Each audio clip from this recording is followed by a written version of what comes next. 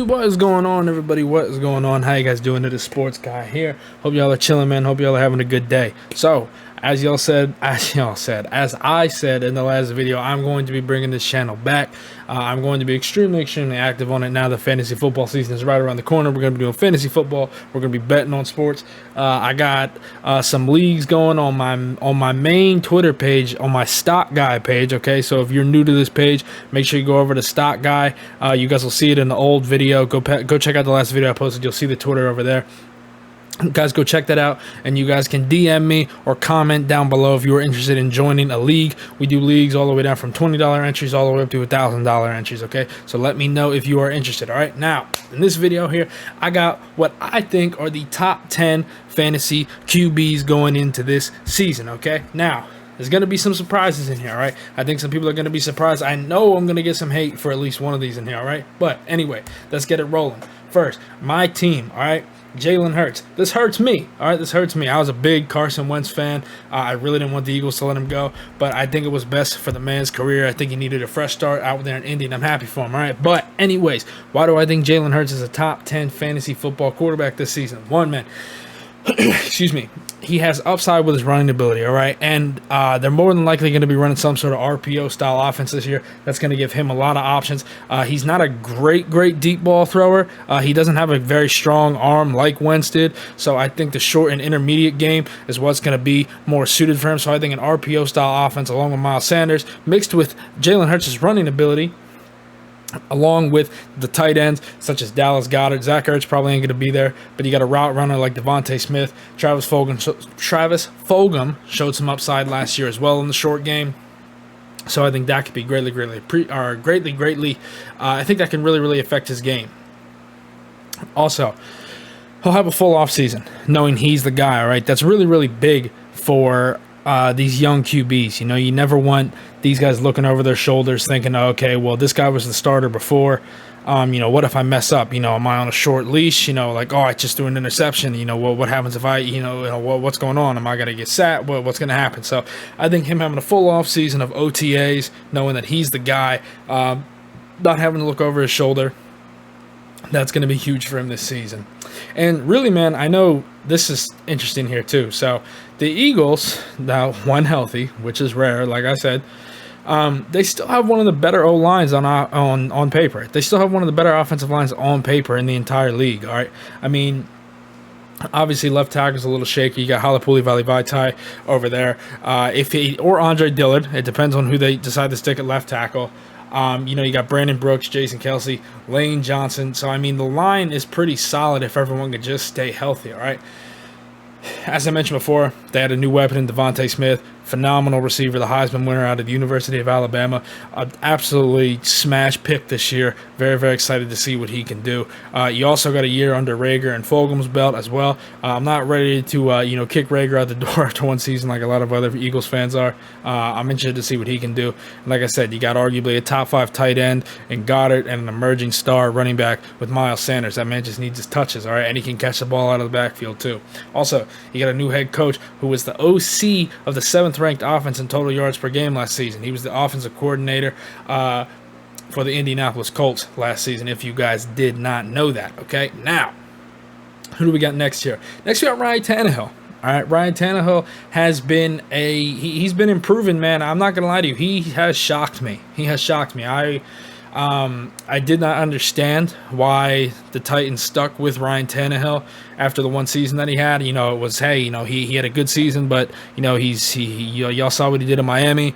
He's an average QB, man, and he's been a stud. He has been a stud ever since he's gone to Tennessee. You know, I mean, he was a Pro Bowl QB last season, 3,819 yards, which ranks 15th in the NFL, 33 passing TDs, which ranks 7th, and only 7 INTs. All right. Also, I mean, you got Derek. You know, you got the king in the backfield. Man, you got Derrick Henry in the backfield. I know he's not a great pass catcher, but you know, if you got that monster in the backfield, man, there's gonna open up some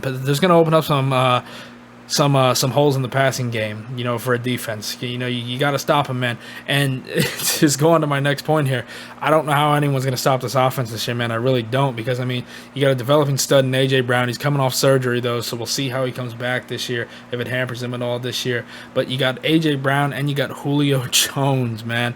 And like I said, who's also had some health issues as well, but I think he's going to be rejuvenated, man. He's wanted to get out of Atlanta for a while, I think. You can just tell by the way he was talking about it this offseason. So I think he's going to be very, very excited to play for the Tennessee Titans, a Super Bowl contender, really. So we'll see what happens, man. But I really think Ryan Tannehill can knock it out of the park this year. He got the fifth ranked offense in total yards last season in the entire league. He's got a little upside with his legs too, man. He can move around a little bit, and like I said, he's shown steady growth every single season since becoming the Titans starter. Next, we got old Tommy. All right, we got the GOAT, Tom Brady. Hate him or love him, he's the GOAT, man. You can't say anything about it, okay? Why do I say this? Returning all starters on offense, returning all the starters on offense after having the season where he threw for, 4,600 yards, 40 TDs, and 12 INTs. He had an absolutely phenomenal season. He's in an offense that ranked 7th in total pass attempts per game last year. That's not shocking when it comes to a Bruce Arians offense. Bruce Arians is a guy who likes to throw the ball down the field, which I think could be the reason why Tom threw more interceptions than he usually does, because that's not really Tom's style. I think it took some adjusting for that. And obviously with a whole new team and all new weapons and not having an offseason and everything like that, and knowing the quarterback that Tom Brady is, now that he has had that offseason after coming off this season that he had, he can have an even bigger season next year. So it's going to be very, very exciting. Like I said, you got stud wide receivers and Mike Evans, Chris Godwin. I don't really know if you call Gronk a stud. He was he's very touchdown dependent last year when it came to fantasy, but he did get in the end zone. Obviously, O.J. Howard got hurt last year, but he's going to be back. So, he's going to have the weapons. And they still really lack that proven running back that can carry the ball 15 plus times per game while being stacked at wide receiver. I even forgot to mention Antonio Brown. You got Antonio Brown as your third wide receiver, bro. They're going to throw the ball. They're going to throw the ball. There's no way around it. Next, we got Russ. All right, now, Russ is one of my favorite quarterbacks in the NFL. All right, and he would be higher on this list if the Seahawks would just take care of my man. All right, get my man some O-line, and he'd be top 3 on this list. All right, obviously, you got the proven duo at wide receiver with DK Metcalf and Tyler Lockett. Like I said, you fix the pressure on Russ, and he dominates, man. The team ranked 29th in sacks allowed last season, man. And this has been an issue with the Seahawks for years, really, man. They've just never showed Russell Wilson love. He's the most underappreciated QB in the league by his team for what he's done for them, and he deserved better.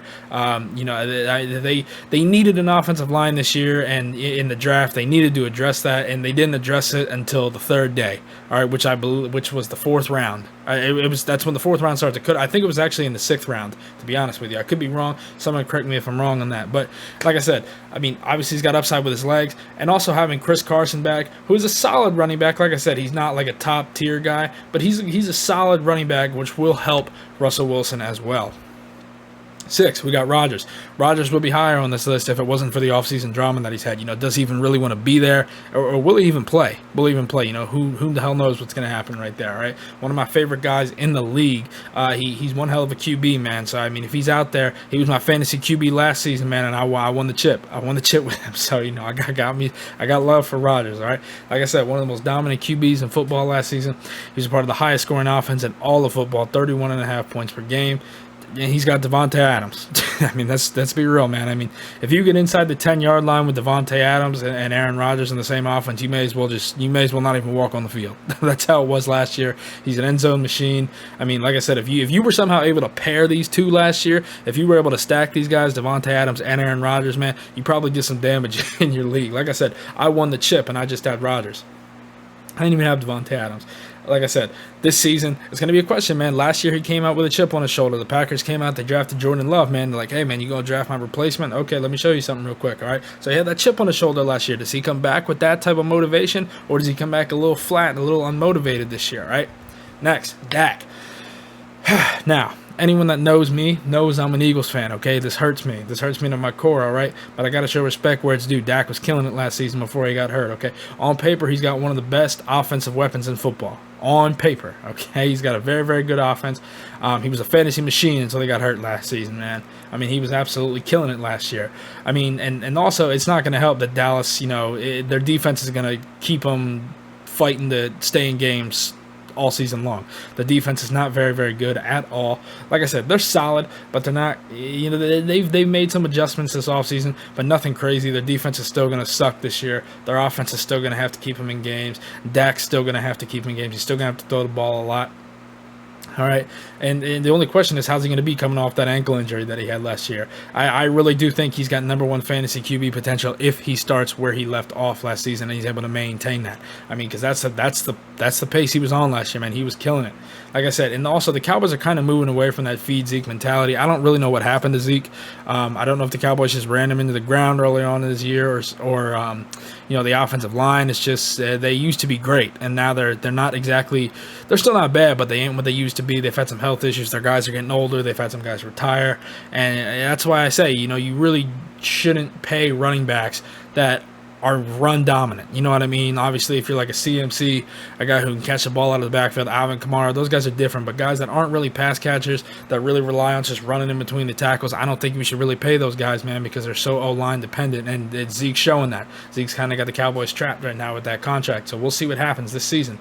All right. Like I said, will he be the same after injury? Will he provide the same upside with his legs? Those are questions you got to ask yourself going forward if you plan on drafting Dak Prescott. Fourth, my guy Justin Herbert. All right, I'm not gonna lie to you, man. Justin Herbert coming out of college, I was not a big fan of him. I thought he was a little overrated, to be honest with you. I mean, he came out and he shut me up. He shut me up last season, man. He came out and he absolutely balled. All right, and this season, second season, man. I mean, if you guys know anything about college quarterback or anything about rookie quarterbacks, they tend to make that really, really big jump in the second season following a rookie campaign. Okay, so I mean, if he makes a jump from what he did last year, man, whoo, baby. All right, he's gonna have a big year. He's gonna have a big year. Like I said, his last, and this is a good indicator that it could happen. His last 4 games last season, he had over 1,000 yards passing, 8 passing TDs and only 1 INT to end the season. I believe they went. I should have put this in here. I'm not sure what their record was. I'm going into the end of the last 4 games. I want to say it was 4 now. I'm not sure. I could be wrong now. Also, you got Keenan Allen and Mike Williams here. That's one of the better wide receiving duos in the league. Keenan Allen, just that route runner guy. Mike Williams is that jump ball, go up and get it type of guy. Also, you got Austin Eckler coming back. Austin Eckler is one of the better dual threat running backs in all of football, which is great for these younger quarterbacks. All right, if you have a running back who can catch the ball out of the backfield, that's very, very big for them. That's very, very big. Gives them that safety blanket, kind of like CMC does for the Panthers. Obviously not to the same degree as him, but he plays a similar role. Questionable offensive line is the only thing I worry about. They were ranked 18th by PFF. They drafted a tackle this year, one of the better tackles in the draft, Rashawn Slater. So I really, really think that could be a big addition to this team as well. Third, Kyler Murray. Okay, now I know y'all are starting to wonder who I left off this list. All right, I'm sure you guys know who it is. I'm sure you guys know who I left off. So like I said, just let me finish. Let me finish real quick. He's got the highest leg upside in the league, all right, this, over Lamar in my opinion. And this is why here, because he had almost 1,000 yards rushing last year with 11 TDs, with 11 rushing TDs last season, while throwing the ball almost 600 times. I think it was like 570 pass attempts that he had, and he still had those type of rushing numbers. Okay, that's absolutely phenomenal. He's got the best wide receiver in football, in my opinion, who's DeAndre Hopkins. They got a rookie wide receiver in Rondale Moore. He could be that type of gadget guy. They drafted that. What the hell was the guy's name out of UMass? What was his name? I can't remember. But they drafted him to kind of be a gadget guy. Really didn't work out. But now Rondale Moore can be that short guy, run those drag routes, but he can also take the top off the defense. They can do those little touch passes where you bring the guy in a jet motion, flip it to him. Something like that. That pads QB stats like crazy. I can't tell you. I think I lost about 3 games on those stupid little jet touch passes where they're basically a handoff, but they count it as a pass because they flip it to him. So annoying, man. But I really do think Kyler Murray's upside this year is going to be very high due to the upside that he brings to both aspects of the game, with running the ball and throwing the ball. He has said that he wants his legs to be more of a luxury this year than more of a necessity due to the shoulder injuries that he's had last year, so we'll see what happens. But like I said, expect him to throw the ball a ton and rely on Murray a ton due to their number 1 running back being James Conner. No disrespect to James Conner, but I just don't think that dude's a number 1 running back. All right, that's just my opinion now. Second, we got Josh Allen. All right, Josh Allen, and I really think Mahomes and Josh Allen can be interchangeable at 2-1 when it comes to a fantasy perspective. I just think when it comes to fantasy football, these guys are in a tier of their own, okay? Allen has taken massive leaps since he's been in the league every single season. I mean, if you guys look at his stats, literally every year, it's just a dramatic jump. So I just think he's going to have a great year. I really think he's a sleeper for the MVP this season. His offense ranked 4th in yards per game last year as well. 37.5 pass attempts per game last season. Coming into this year, Pro Football Focus has him ranked as the 4th best offense going into the season. He's got upside with his legs, and in his last 3 seasons in the NFL, which he's only played in the NFL, he's only played 3 seasons. He's had 8+ rushing TDs every single year. That's very, very good for a quarterback. And the Bills also made one of the most underrated moves in the offseason, I think, which was adding Emmanuel Sanders along with Stephon Diggs. Man, I think that is an absolutely great addition to have for this team, all right? So that's very, very exciting for Josh Allen as well.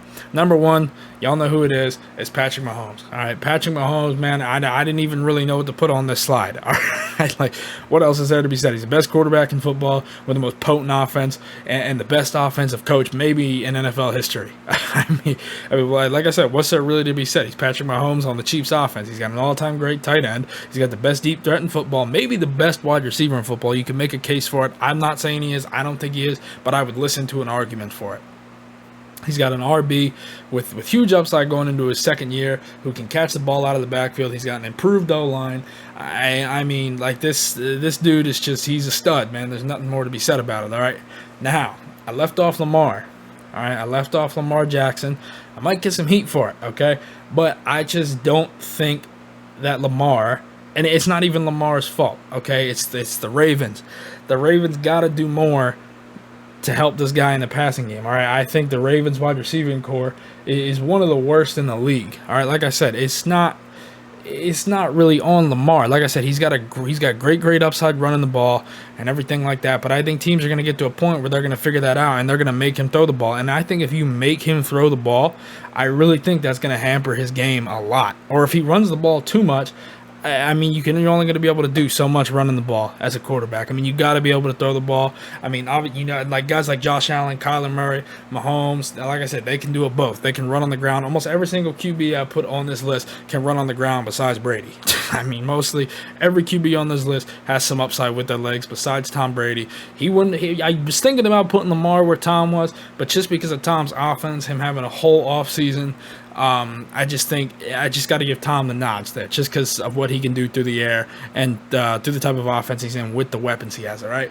I hope you guys enjoyed this video, man. I'm going to be doing every single position. I'm going to be doing running backs, wide receivers, tight ends, and defensive and special teams, all right? Will I be doing 10 for every single position? Now, for tight ends, I'll probably just do 5. For defense, I'll probably just do top 5 as well. But for running backs and wide receivers, I will be doing top 10 too.